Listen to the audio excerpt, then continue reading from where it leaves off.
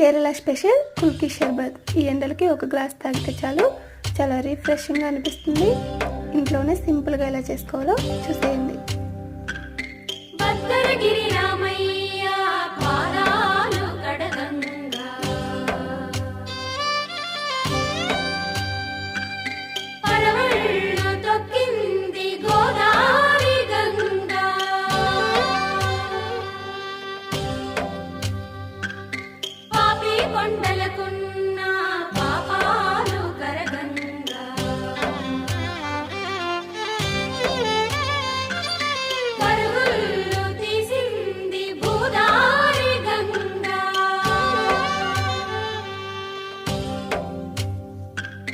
సమయానికి తగు